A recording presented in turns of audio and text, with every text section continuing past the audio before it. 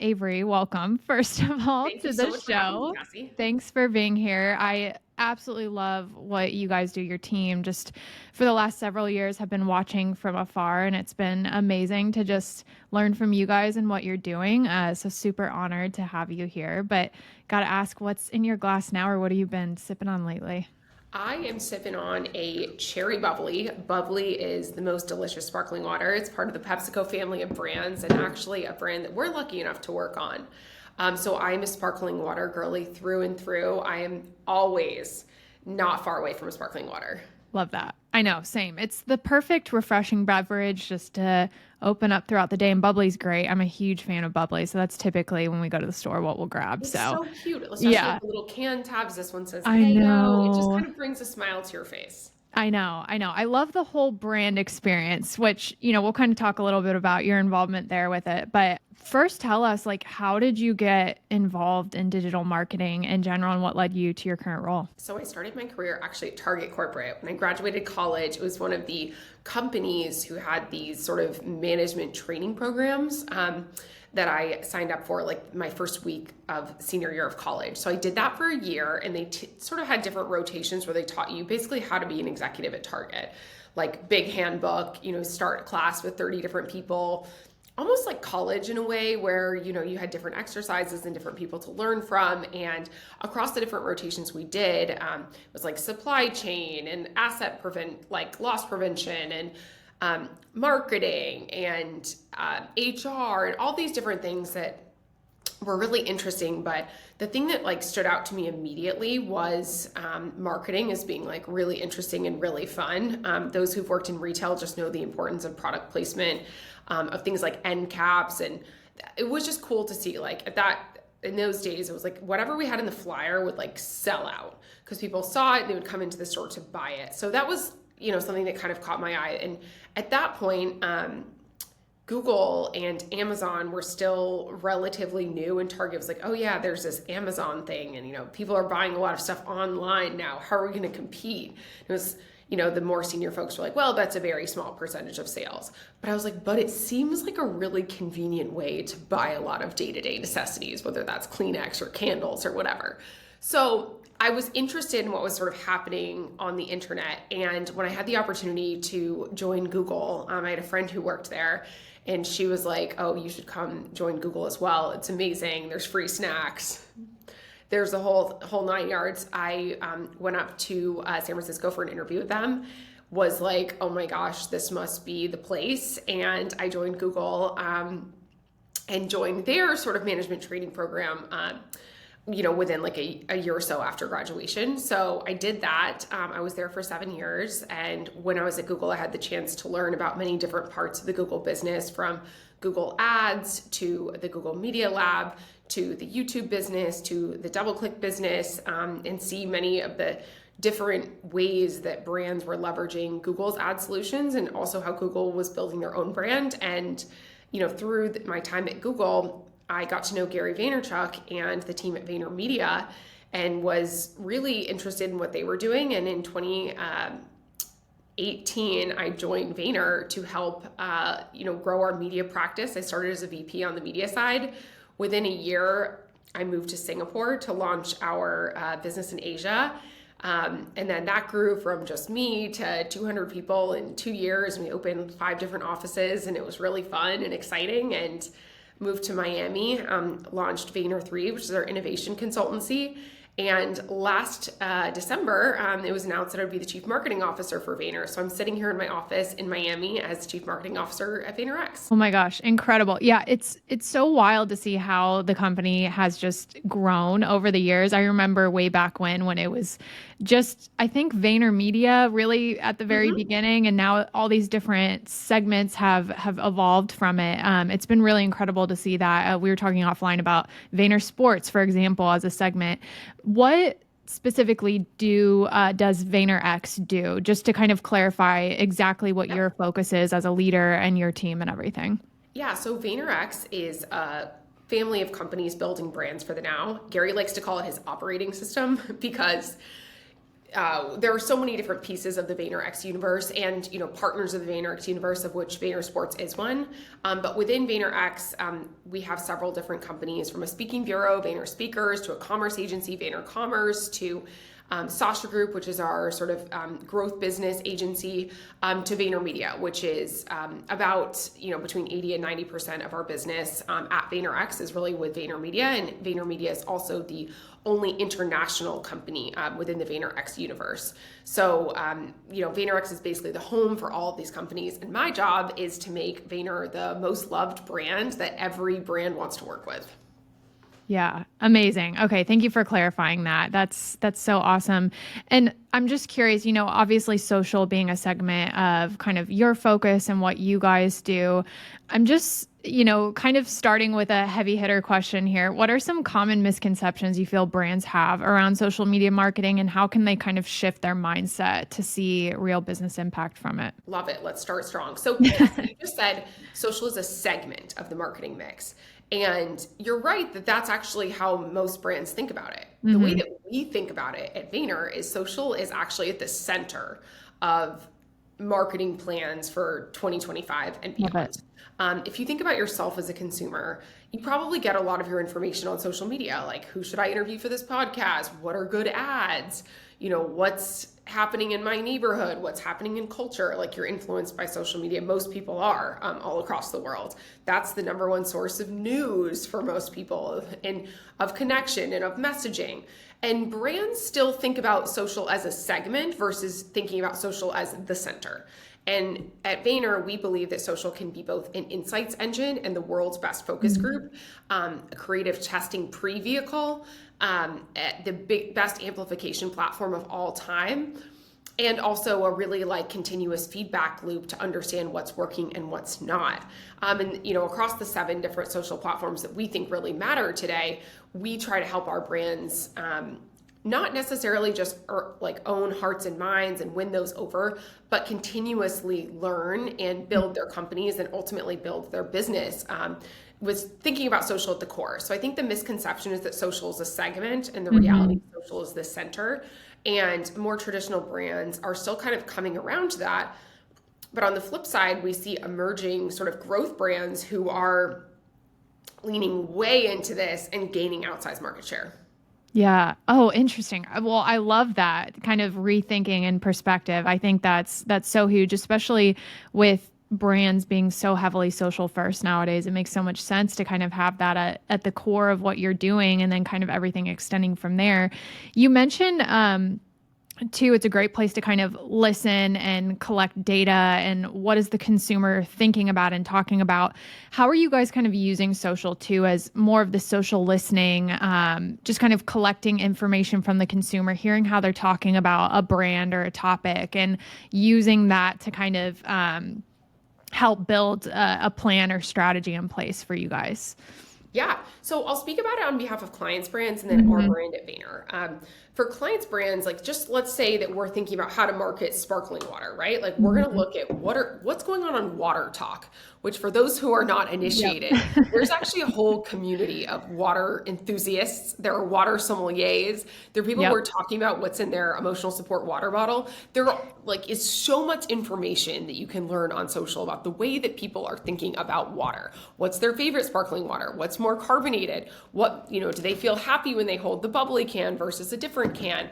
First, you start off by really understanding what's happening in your own brand, in your category, with your competitive set, and with your target consumers, because they'll be posting about it. If I'm thinking about this, I may be like, wow, okay, Tinks has made this whole emotional support water bottle a thing. How do we think about tapping into that? You can understand all of that and use that to create content. Whether that's create content for a new flavor launch, create content for sort of day-to-day type of stuff, create content in the form of comments where you're engaging as the brand. But those are sort of the 4 axes I would think about, sort of listening and then reacting.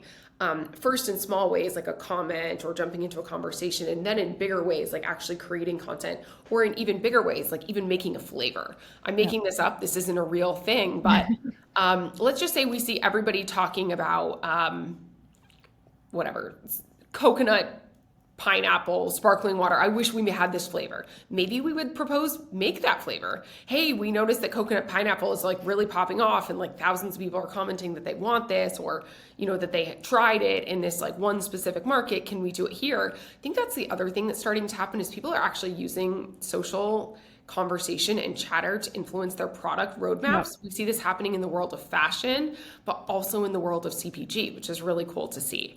We actually recently did something like this for a client who's actually in the QSR space, and we were noticing that people absolutely are obsessed with Jimmy John's pickles. And the team, the comment that came up very often was that they're elite. And there was also this deli in New Jersey who was making this like pickle sandwich thing where instead of bread, they were using these giant pickles. And the team actually worked with Jimmy John's to put together a real sandwich, which was on the menu called the Pickle Witch. That all was this idea was kind of like born on social. It went viral, incredibly successful LTO. So that's an example of how we use social to ultimately inform our understanding of consumers, of category, of competitive set, and of brand sort of products themselves. The way we use it at Vayner, for us, because we're targeting marketing folks, we really look to understand what the marketing industry is talking about. There's always like the news that we see breaking on LinkedIn, but we also see accounts like agency probs that are making fun of the day-to-day like slog of being an agency. So we follow the conversations across those platforms, and then sometimes we'll jump in. We'll say what we think is funny. We'll also follow the way that other industry bodies are showing up to see sort of conversations that might spark something for us. Like in the last week or so, there's been a lot of communication around principal media buying.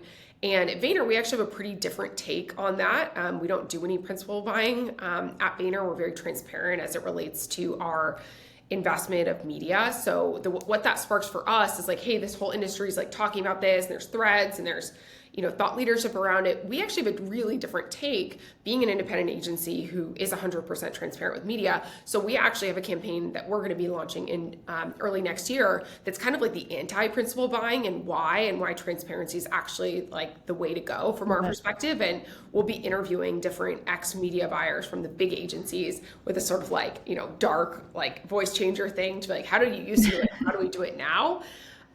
Because, we get ideas from social on that then spark our own creation too. That's awesome. And I love this idea too that you mentioned of allowing it to result in new products and stuff for your business. I think that's kind of a note to business owners and leaders that allowing kind of marketing to drive the change there and drive just innovation overall, because I think as marketers, we really do have, besides customer service representatives, one of the closest touch points with the audience and hearing what the audience is saying and doing. And so allowing that gateway to open up and to be open to new opportunities that come from that. And I think too, I'm curious to your viewpoint on this, but consumers love to feel heard and seen, and for consumers to see, hey, we created this product because you specifically asked for it, I think gets the consumer excited and makes them continue to want to follow you and love you and develop that love over time. I think that's exactly right. And I think consumers have shifted to communities in certain cases. Mm-hmm. If you're a brand that's really done a good job of creating that feeling, I'm going to shout out Croc Nation. They are a small partner of Vayner's, but we certainly can't take credit for their social work, which is done by their in-house team and is amazing. But people who love Crocs and wear Crocs, they're like, Croc Nation, that's me. They don't feel like they're consumers. They feel like they're part of this community of Croc lovers. And I think that's the type of brand love that every brand aspires to, right? Like you're a part of this community. You're proposing ideas that the brand then brings to life. And you see this as well, like you asked for it, we did it. Right. And those posts always crush because brands do need to listen to their consumers and their communities. And if you do it right, those communities feel empowered to share their ideas and they celebrate the brands who bring them to life. Exactly. Yeah, could not agree more. And I just want to, there's this idea, especially going into 2025, as people or brands are planning their strategies in the new year and just thinking about focuses.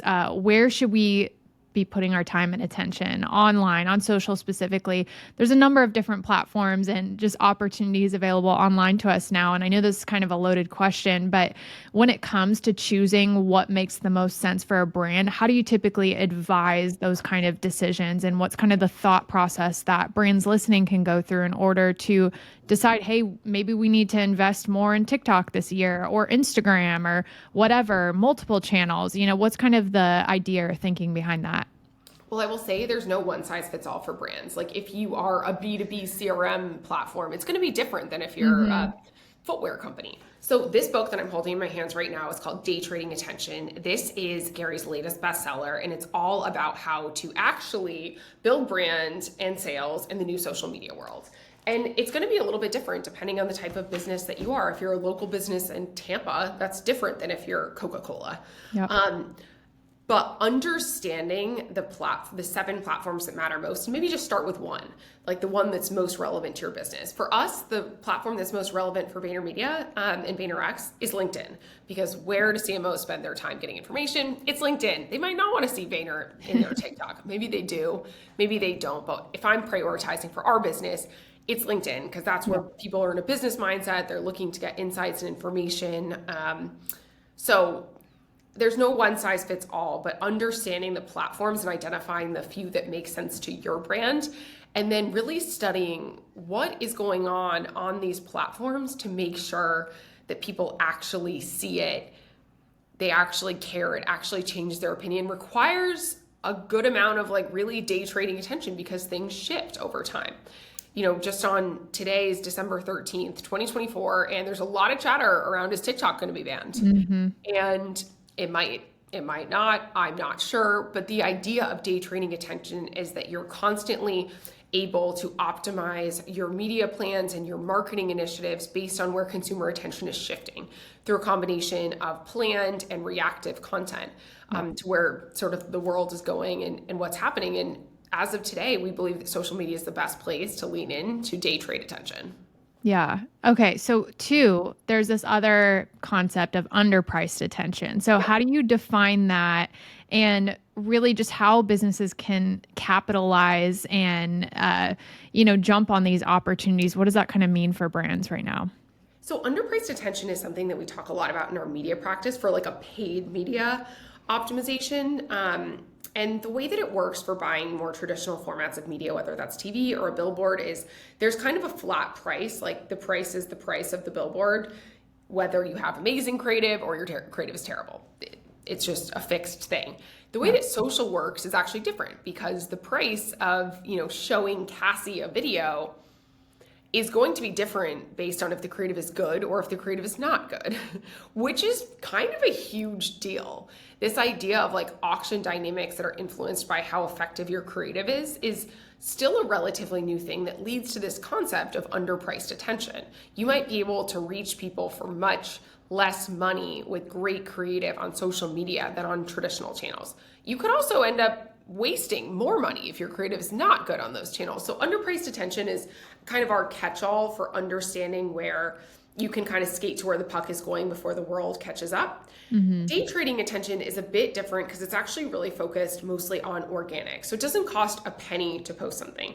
You can post something today that gets 1 million views, and certainly there's your time and your producer, but you're not paying Instagram to post something that might get 1 million views. And that's a pretty profound opportunity for any individual person. And the way that it has historically worked with social media is you had to amass a certain number of followers, and then your posts would be seen by those followers. It was almost like an email list, like our subscriber base. Now, due to how TikTok's algorithm works in this interest graph, I could post something today and I have 30,000 followers on LinkedIn, and my video can get 300,000 impressions, meaning people who don't follow me now are seeing the video. That is something that's also new. Like LinkedIn a year ago didn't have that. Like the maximum number of people who would see something was like 30,000. Now you can get 300,000. So day trading attention is leaning into that idea of kind of organic first, which I think is super relevant and salient for especially more emerging brands who might not have big media budgets to be in underpriced land. They're still in free land, which is why I love day trading attention even more. Yeah. Okay. Oh my gosh. I have so many questions like popping up in my mind right now. Okay. One of them, I want to go back to TikTok for a second. So there's obviously a lot of fear and question around Yeah. what's going to happen here, especially for these brands or creators, for example, who have built these platforms and these communities on TikTok. Any advice for brands just kind of thinking about as we shift into 2025, we still question what's going to happen. How should we be continuing to foster that community while also thinking about, okay, if something does happen, I can start building over here and making sure I'm also fostering a community over on this side in order to be set up and ready for that. Any kind of advice that you're sharing with brands right now just to be prepared and kind of proactive for that? We always like to be ready for anything. Hmm. And yes, there's fear and anxiety, but this has also been going on for at this point like years. Right. It's like, is this going to be banned? Is it not? Yep. So I don't think it's like new news to anyone. It's like this has been in the conversation in the national news for years. And I think brands should be prepared for it to, and creators should be prepared for it to go away or for it to stay. I think Hmm. either of those is absolutely viable options, and we like to be prepared for anything. Fostering and building a community on these platforms, like, yes, is amazing. But at the end of the day, how much are you paying to do that? Mm. Nothing. Yep. So I know there's a lot of people who are like, well, they owe me this, and like I, am reset out of this. Yeah, but it was free. Yeah. Like it's not like this was a paid way for you to communicate. I think smart creators have realized that they can use the social platforms to ultimately build their own thing where they do have those direct Hmm. relationships, not through a social platform follow, but really like the person's email, the person's credit Yep. card information. So many creators have done that really well in the last couple of years because they kind of got smart to that. Like, shoot, if Instagram changes their algorithm, like that could be bad for me. I'm going to start driving my community to my own website, to my own community, and I'll speak a bit about the way that Gary has done that, both through his own website, his speaking engagements, and through VFriends, which is Gary's community. VFriends is kind of bigger than any one single platform. Of course, they have handles everywhere, but they're on Whatnot, they're on TikTok, they're on YouTube, and they have this sort of decentralized community where you can sign into their website using NFTs. They have like registration for all of those folks. So I think smart creators have kind of gotten wise to that over the years. And I think the conversation around, oh no, the platforms took this away from me is shifting a little bit as people realize that ultimately this was a free platform, that sometimes the algorithms do change and that might help you or it might not. And being smart about the way that you're building your brand beyond the platform is really like the game. Yes. Oh my gosh. Thank you for sharing that. Yeah, we talk a lot about just these own channels and social media is not owned. Something could happen with that and your Mhm. community and platform can be taken away at any time, really. But having those places that you can also divert your community to, whether it's email, a private community on your website, kind of custom built there. And so there's ways to kind of shift people. So just in case, but starting that as early as possible. So if something does happen, you feel a little bit rest assured that you have another space for your community to be that they've already been prior. So yeah, Absolutely. thank you for that reminder. Yeah. So I want to talk to you about storytelling. Storytelling is a huge approach that we talk about all the time on the show here, but just something I love personally to use with my clients and just thinking about not only the brand story, but how does the consumer fit into that story and tell their own story using the brand, for example. So what do you feel storytelling, like that role that it plays in building a strong and resonant brand today? And how do you feel companies can infuse that into their general strategy, but also the content pieces individually that they're developing? That's a great question. And I think storytelling, the format might change, but the idea is the same. Whether you're Hmm. launching a soap opera or a social series, this idea of creating intrigue to bring people in to help educate on the emotional connection to the brand beyond the specific product, I think is more important and more resonant than ever. And storytelling, I'll give an example of a campaign that we just launched this week actually with Kate Spade. VaynerMedia worked with Kate Spade on this holiday sort of gifting campaign. And instead of being like, I'm going to give you a purse, Cassie, was really talking about the gift of friendship. Madison Bear was a celebrity who was featured in the campaign. And instead of just her, the idea was she could bring along her best friend. And we identified two other social influencers who, really shared about the joy that friendship brings and, wanting to celebrate those female friendships through gifting and through the power of the holidays to amplify one's joy. And I just thought it was such a nice way to tell a story that really gets to who Kate Spade is trying to appeal to, right? Which is young professional women who have a best friend, they want to celebrate them, that person might bring them so much joy and stability and trust in their lives that it's more than just a purse. It's like that special sort of gift and bond. And the whole shoot was really well done. I think Madison is performing tonight at Jingle Ball in New York, and there's going to be a really cool experience at the store. But Awesome. This idea of like bringing people into the brand through a story that feels relatable, that feels aspirational is so important in any type of like marketing initiative. In our own marketing at Vayner, we're actually in the middle of a pretty fun campaign. Vayner just turned 15, so we can almost drive. And we've just come so far. You sort of alluded to this, Cassie, but in the last 5 years, we've more than doubled our business. We went from 3 offices to 15. We've onboarded so many of the world's best brands and really exploded our capabilities, always with social at the center. And what's really different about the way that we've grown versus our competitive set, which is a lot of acquisitions and mergers and whatnot, is we've really grown this through homegrown talent. And that's such a rare thing in our industry. And I think of myself, case in point, having been a part of this company and journey and hired hundreds of people and won a bunch of accounts and built a bunch of different practices, there's been so many like, oh my God, I can't believe we've done that moments, but we're really just getting started. And as we look back on 15 years, we wanted to do a couple of different things that help bring that story to life outside of like the facts and the figures of like, we went from a conference room to 15 offices in 15 years. So we did a couple of different things that I think helped tell those stories. First, we did a series of That's So Vayner, and every year we had a different person kind of tell a story that happened that year from 2009 to 2024 that showcased the voices who've helped shape the agency.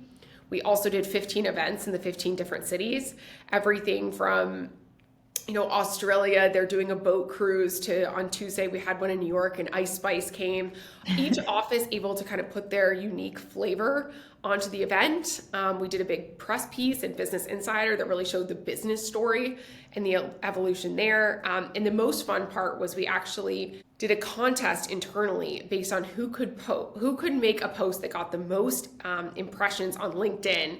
And we picked the 2 winners and had them in a competition against 2 OGs to visit 7 offices each and complete all these challenges. Oh, cool.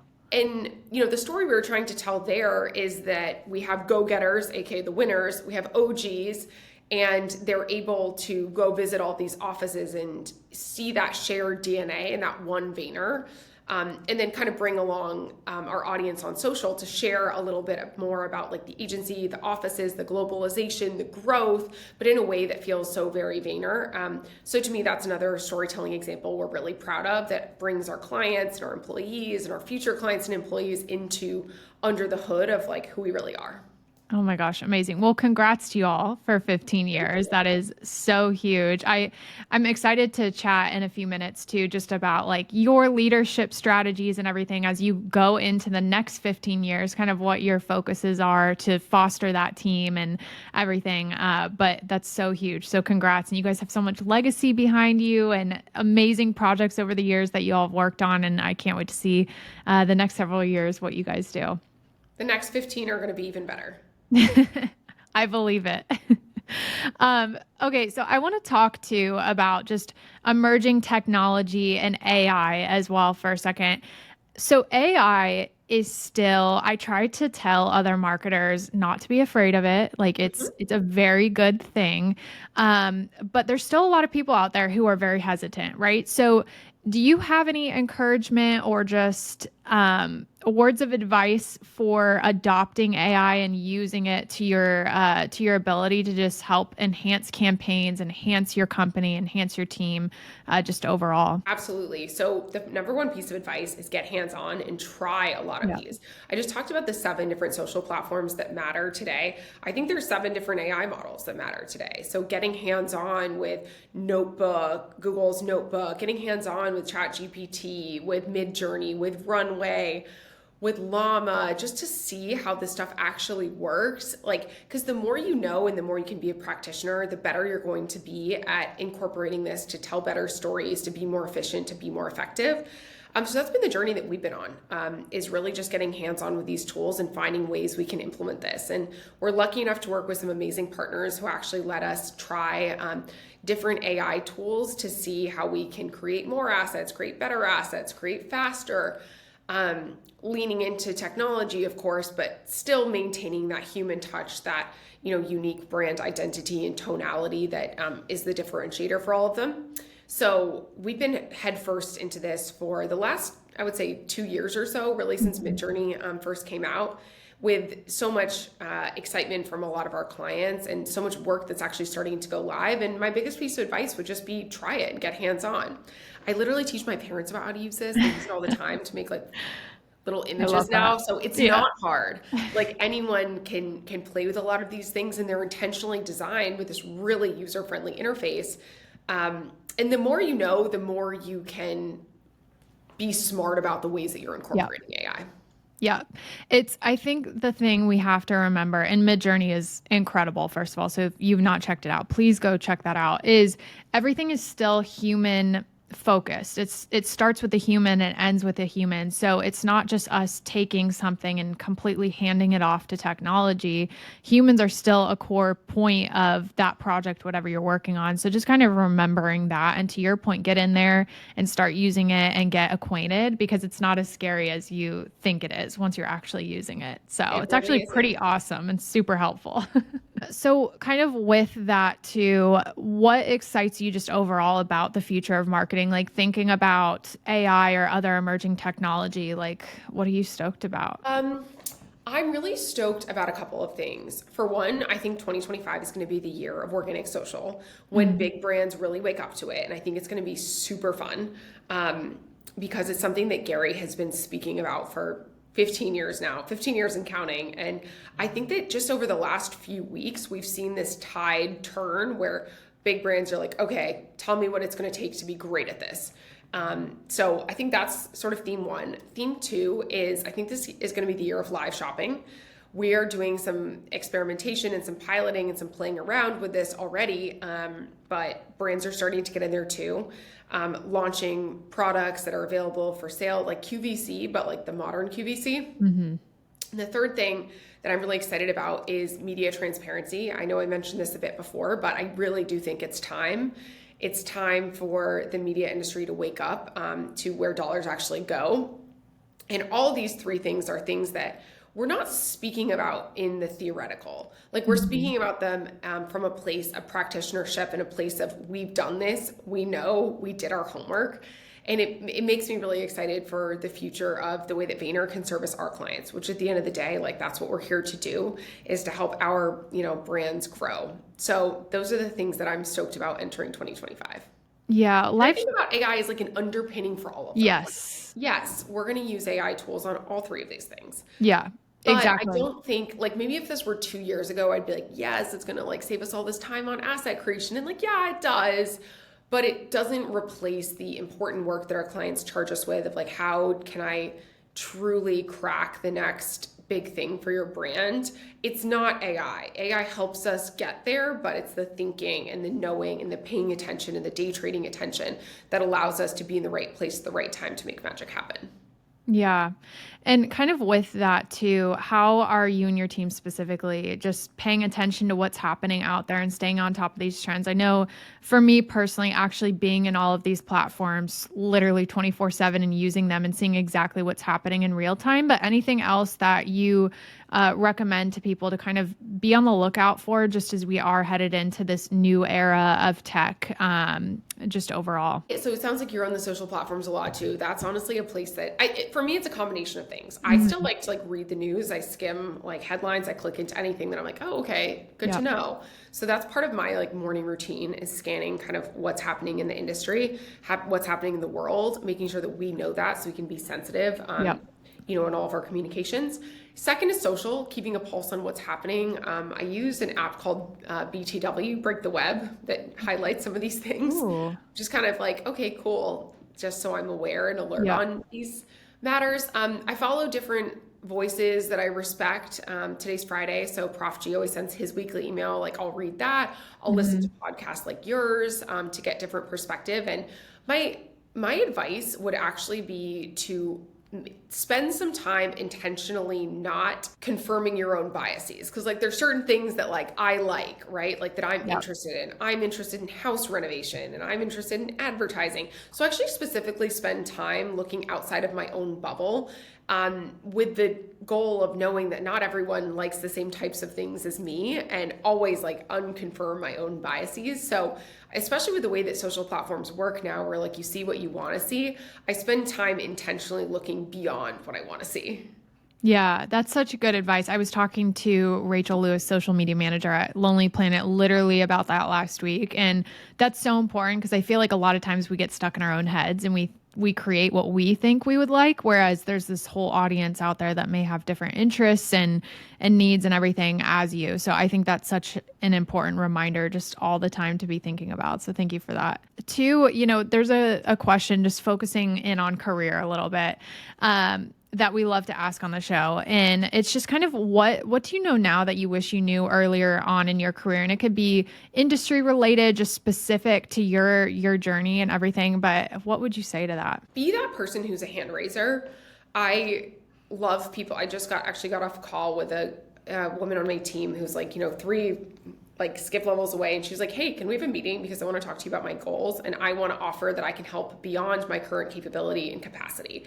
And those people, like, you raise your hand, people see it. You come into the office, people see it.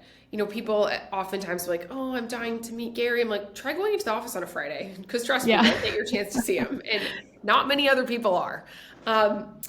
So I love the hand raisers. I love the people who just say like, hey, like give me a chance, give me a shot. I'm willing to take on more. And that's not for everyone, right? Some people are like, hey, it's Friday. I want to wind down. I need to wrap things up. And that's cool too. But if you're that person who's like, how do I get my shot? You just need to ask for it, and you need to put yourself in a place where people are going to see you and give you those opportunities, because at least that's how it's worked for me, of just saying like, hey, I'm down. I'll move to Singapore. I'll go to the meeting. I'll work on the deck over the weekend.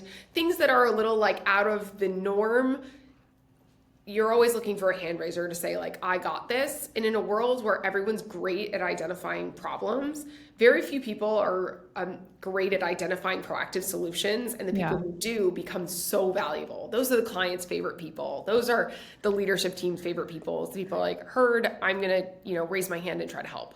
Yeah. And then too, there's a lot of aspiring leaders out there who are like, I want to be a marketing leader one day. I want to kind of lead a team and step into that position. Do you have any advice for those people too? Just kind of looking to get their feet wet and building those different skill sets and things that they need to get to that kind of position. People who are interested in being marketing leaders can be practitioners. So one thing that stands out to me when I'm looking at, folks who are applying to our roles is, if you're applying to an agency that's focused on social media and you have an amazing social media presence yourself, maybe you have a Mhm. podcast, you have a, Instagram content series, you have like a LinkedIn group that you started, those people stand out because you're really showing that you actually get it. You can actually do it. And it's hard. It's not as easy as like you posted and they will come, because you run this podcast, you have your theme, you interview all these different leaders. So if you're interested in being a marketing leader, start today. It's Friday. Why not? Start this weekend, start this year, just get started. And it doesn't have to be like 1,000 episode podcast. You could have 20 episodes, you could have 10, you could have 5, but really just kind of start by starting and don't wait for permission. If you think Yeah. about how so many of your favorite social content creators and marketing leaders get started and build their audience, they build it through putting themselves out there and, having a perspective. So that's what I would say is like, start by sharing what you're seeing today. If that might mean, hey, I'm the social media manager at Lonely Planet, and here's 5 things that stood out to me in the world of travel marketing this week. Start that, do a blog, do a post on LinkedIn. And then maybe that's a, Cassie's weekly series. So I think just like start by putting something out there, and those things really, really get picked up in the world. Yeah, for sure. And LinkedIn's a great place to start doing that. And it's my favorite platform by far. I absolutely love it just personally. And so that's a good place to just start sharing your authority and expertise. And I think sometimes too, we get crippled as professionals thinking, oh, I don't have enough experience to share, or I'm not far enough along in my career. Like I don't have a platform to stand on. And it's like, you have something, you have a unique perspective, your unique experience, and just start talking about it and see what happens. It's funny because I was actually just chatting to my dad. My dad retired a couple of years ago, and he was like, the boss at work, and totally has that like retired man syndrome where he doesn't know what to do. And he's an amazing writer, and he used to write a lot for like give a lot of talks and all of that stuff. And he's got thoughts galore. And I was like, Dad, you should start sharing it, like be a content creator. So he writes this Substack. And like, it's totally a dad Substack. He has this sort of thing where he used to use like a brown ink pen that was kind of like a signature brand thing. So he writes a Substack, and now he's getting offers to come speak at different college, and he's very knowledgeable at what he does. And now people are like reaching out to him because of his Substack, which is amazing. And he's talking about like K-12 educational reform, which is very niche. Yeah. But I was like, Dad, post it, like, share your thoughts. Like, you don't have your employees to email anymore, so you can make a Substack. And I think the first few he did was like probably just us reading it.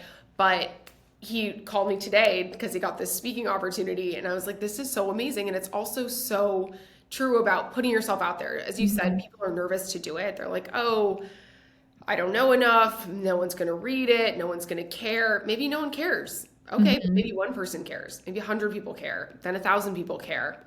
Then 10,000 people care. And if you care, then you're putting that out into the world and sharing your knowledge with the world. And I think that's an amazing thing. Yeah, absolutely. I couldn't agree more. I just, this journey of podcasting and even just posting on social about what I'm learning in my space and everything, it's led to so many different opportunities. And so cannot agree more. Just start doing it, see what happens, listen to this community that you're building, see what they're looking for, and just keep going. I think that's the biggest thing. Consistency is key too. So keep it up, and down the road, who knows what will come from it. So I love it. Yeah. Absolutely. So you mentioned a couple milestones, the 15-year anniversary being one of them. Anything else that you're celebrating recently, especially just as you go into 2025? 15 years has been really big and something that we're really proud of, just celebrating where we've been and where we're going.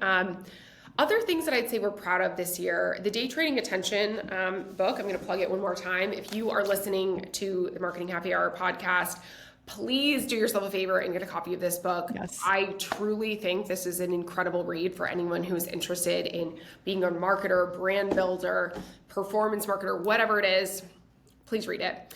And the way that we launched that was really fun. We actually did, we rang the NASDAQ bell as VaynerX, and it was really special. We invited many of our clients to that. We had Gary come, his fiance. It was really cool to celebrate the launch of Day Trading Attention, because get it, day trading, NASDAQ, it's a thing. So I was really proud of how that all came together and the coverage that sort of resulted from that. Really proud of the way that, we are growing our company. We have a couple of big announcements coming out in January about our next wave and next era of growth, but I think it's rooted in where we came from, but with a very clear vision to where we're going and how we're doing it our way. And my last thing that I'm proud of and excited about is just our Miami office. I also run our Miami office. I'm sitting here right now, and it's been really nice to see us catalyze this VaynerX Miami community. Which is different than how we've opened several other offices that have been more client driven. This was more like, we have these people, let's bring them together. And it's been really fun to build and foster that community. Amazing. Well, I can't wait to see what you all have in store for 2025, and just you personally too. And speaking of that, we'd love to stay in touch with you as well as VaynerX online. So what are the best places to connect with you and the brand? Follow me everywhere, Avery Akkineni, which I know is a mouthful. And then VaynerX and VaynerMedia are the two places to follow us. I would say definitely follow us on LinkedIn and YouTube. We have a great podcast there that we do called Marketing for the Now. And on our socials on Instagram, TikTok, pretty much everywhere. And Cassie, thank you so much for having me on Marketing Happy Hour. This has been an absolute blast. What a nice way to spend a Friday. Absolutely. Thank you, Avery, so much. I know these insights are going to be incredibly helpful to the listeners out there. So really appreciate you taking the time today. Take care.